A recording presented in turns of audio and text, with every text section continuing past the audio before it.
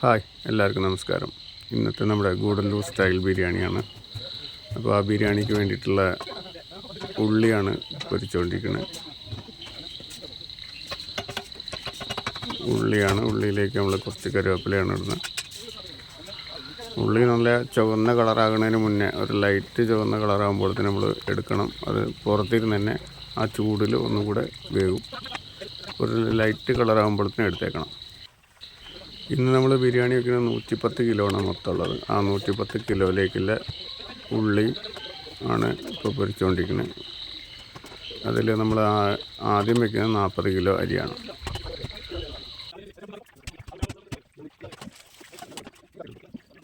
മുന്തിരിയാണ് ഇനി ഫ്രൈ ചെയ്യാൻ പോകുന്നത്.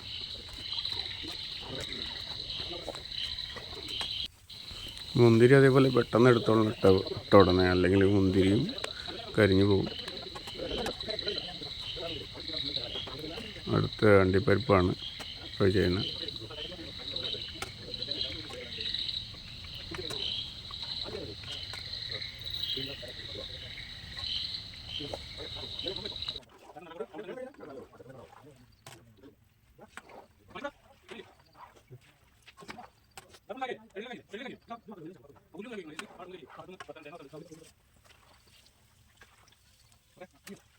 അണ്ടിപ്പരിപ്പും റെഡി ആയിട്ടുണ്ട്.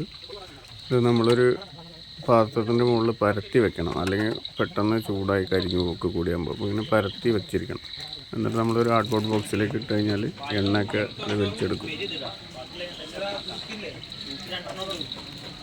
നമ്മൾ ബിരിയാണിക്ക് വേണ്ട സാധനങ്ങളാണ് തക്കാളി, അതേപോലെ പൈനാപ്പിൾ, ക്യാപ്സിക്കോ, ക്യാരറ്റ്, ഉള്ളി, പട്ട, കറാമ്പൂ, ഏലക്ക, പച്ചമുളകാണ്.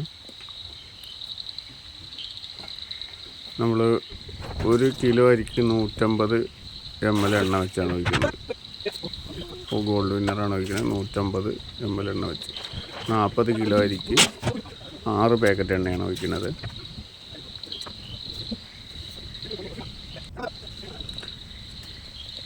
ഇത് കളറില്ലാത്ത ബിരിയാണിയാണ്, അതുകൊണ്ടാണ് ബാക്കിയുള്ള സാധനങ്ങളൊന്നും ഇല്ലാത്തത്.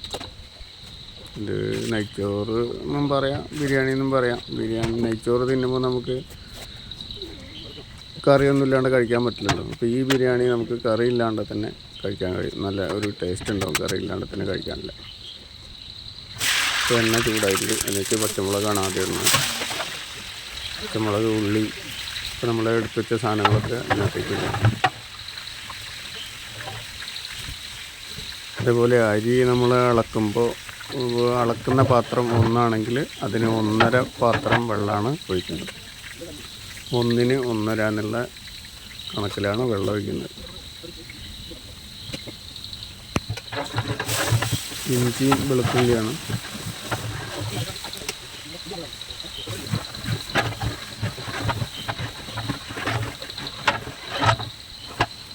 അതുപോലെ മല്ലിയിലയും പുതിനയും കൂടി ആഡ് ചെയ്യുന്നുണ്ട് ഇതിനകത്ത്.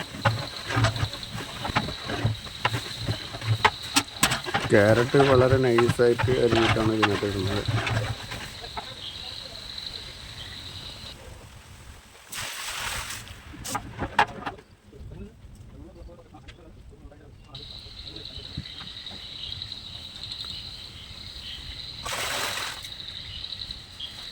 അപ്പത് കിലോ അരിയിലേക്ക് 1 പാക്കറ്റ് ഉപ്പാണ് ഇടുന്നത്.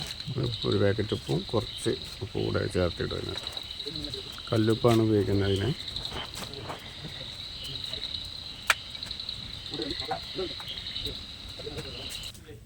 വെള്ളം നല്ലോണം തിളച്ചതിന് ശേഷം ആണ് അരി ഇടുന്നത്. അരി ഇടുന്ന സമയത്തൊന്ന് ഉപ്പ് നോക്കുക. ഉപ്പ് കുറവുണ്ടെങ്കിൽ കുറച്ചുകൂടെ ഒന്ന് ഇടുക. ഇതിലേക്ക് ഗോൾഡ് വിന്നർ 150ഉം നെയ്യ് 50 ആണ് ഒഴിക്കുന്നത്. അങ്ങനെ 200 ml ആണ് 1 കിലോ അരിയിലേക്ക് എണ്ണ ഒഴിക്കുന്നത്. 150 ml എണ്ണയും 50 ml നെയ്യും.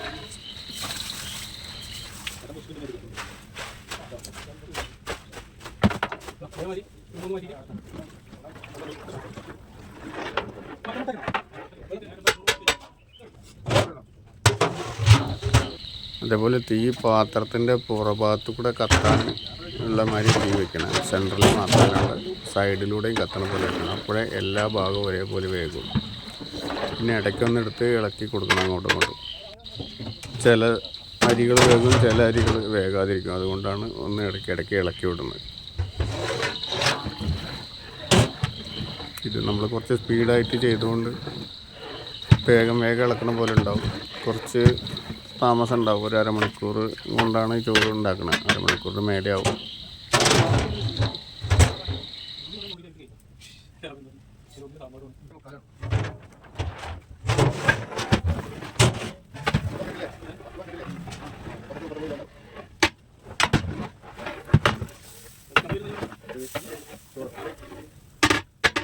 അരി ഒരു 40% വേഗം ആകുമ്പോഴത്തേക്ക് നമ്മുടെ വെച്ച വിറക് അതിൻ്റെ ഉള്ളിൽ നിന്ന് എടുക്കണം. ചെറിയൊരു വിറക് മാത്രമേ പിന്നെ വെക്കാൻ പാടുള്ളൂ, അല്ലെങ്കിൽ അടി പിടിച്ചു പോകും. വെള്ളം വറ്റിക്കൊണ്ടിരിക്കില്ല, അപ്പോൾ അടിയിൽ പിടിക്കും ചോറിൻ്റെ. അതിനാണ് വിറക് എടുത്തുകൊണ്ടിരിക്കുന്നത്.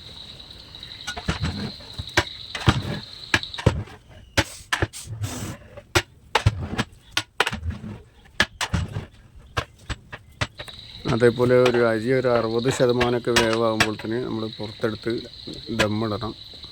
ബാക്കിയുള്ള വേവ് അരി ആ ദമ്മിൽ കിടന്ന് വേവും.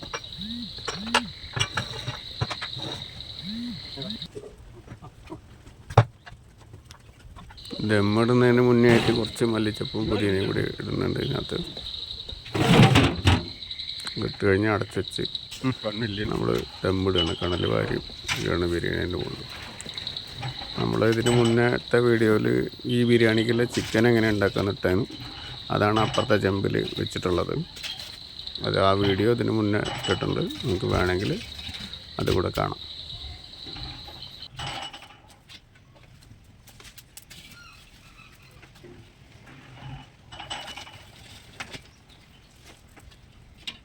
അതുപോലെ ദമ്മ് ഇട്ടതിന് ശേഷം 20 മിനിറ്റ് കഴിഞ്ഞിട്ടാണ് എടുക്കുന്നത്. അപ്പോൾ നമ്മൾ അതിലേക്കുള്ള നെയ്യും കൂടെ ഒഴിക്കുന്നുണ്ട്.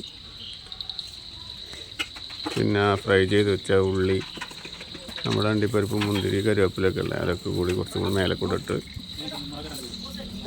ഒന്ന് ദമ്മ് പൊട്ടിക്കാന്ന് പറയും. മിക്സ് ചെയ്ത് വിട്ടാൽ ബിരിയാണി റെഡി ആയിരിക്കും.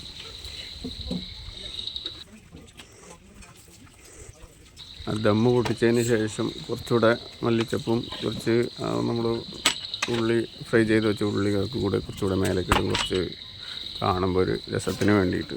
പിന്നെ അത് എടുക്കുമ്പോൾ അതിൻ്റെ കൂടെ മിക്സായി വരും. നമ്മൾ 2 ആൾക്കാർ ഇപ്പോൾ വന്നിട്ടുണ്ട് ഭക്ഷണം എങ്ങനെയുണ്ട് നോക്കാൻ വേണ്ടിയിട്ട്. അപ്പോൾ അവർക്ക് നമ്മൾ കുറച്ച് ഭക്ഷണവും കുറച്ച് ചിക്കനും കൂടെ കൊടുക്കുകയാണ്. അല്ല, ഒന്ന് ലേശം ഉള്ളി നോക്കി, അങ്ങനെ നിങ്ങൾ പറയില്ലേ.